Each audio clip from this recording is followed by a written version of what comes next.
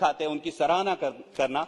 मैं माननीय प्रधानमंत्री जी की, माननीय स्वास्थ्य मंत्री जी की सराहना करता हूं और उसी के साथ हम सब जानते हैं कि महाराष्ट्र बहुत बुरी तरह से आहत था, लेकिन महाराष्ट्र के मुख्यमंत्री माननीय उद्धव जी ठाकरे, डीसीएम माननीय अजीत दादा पवार और स्वास्थ्य मंत्री राजेश जी टोपे ने जो काम कर दिखाया है वो काबिले तारीफ है। और इसी के साथ कुछ प्रशासकीय अधिकारी जैसे हमारे औरंगाबाद तथा संभाजी नगर के म्युनिसिपल कमिश्नर आस्तिक कुमार पांडे ने सुपर स्प्रेडर स्क्रीनिंग से लेकर स्मार्ट एम्बुलेंस तक कई ऐसे कदम उठाए जिनको देश भर में दोहराया गया।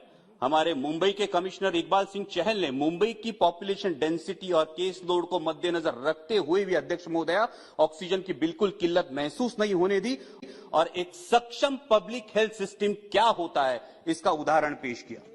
हमारे पूना के डिविजनल कमिश्नर सौरभ राव ने प्रोएक्टिव मेजर्स लेके ड्रग्स और ऑक्सीजन की ऐसी उपलब्धता कराई कि आसमान को छूने वाला डेथ रेट उन्होंने बहुत अच्छी तरीके से कंट्रोल किया। इन सभी प्रशासकीय अधिकारियों, इन जैसे सभी प्रशासकीय अधिकारियों की मैं सराहना करना चाहूंगा। और सातवां और आखिरी नियम जंग का होता है जंग के अप्रत्यक्ष जो परिणाम है उनका ख्याल करना। जैसा हमने देखा कि कोरोना के चलते कई कंपनियां, कारोबार ठप हो गए। अभी आंकड़े सामने आए कि 20,000 कारोबारियों ने अपनी जान दे दी। कई कंपनियों ने अपने एम्प्लॉयज में कटौती की है। उनके भविष्य के बारे में हमें सोचना होगा। इस दौरान बैंकों ने ईएमआई में आम आदमी को कोई सहूलियत नहीं दी। अगर दोबारा ऐसे संकट का सामना करना पड़े तो इस बारे में सर्वांगीण विचार करना होगा। आज भी देश में ओमिक्रॉन को लेकर एक पैनिक सी है अध्यक्ष महोदया। मैं माननीय मंत्री जी से आह्वान करना चाहूंगा कि इस पैनिक के बारे में एक स्पष्ट सूचना अगर देश को मिले तो देश में जो कारोबारों में जो भी पैनिक तैयार हो रही है, आम आदमी में जो पैनिक तैयार हो रही है, उसे राहत मिले।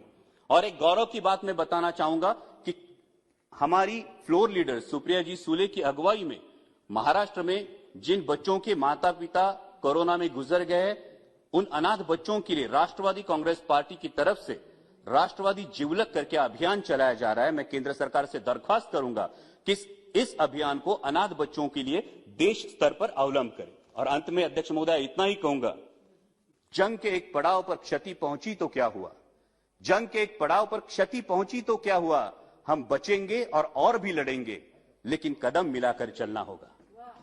लेकिन कदम मिलाकर चलना होगा, नए जोश से प्रारंभ करना होगा, वरना कहेंगे देशवासी अगर जीत का सेहरा सिर बंधवाना है तो पराजय का बोझ भी स्वीकारना होगा।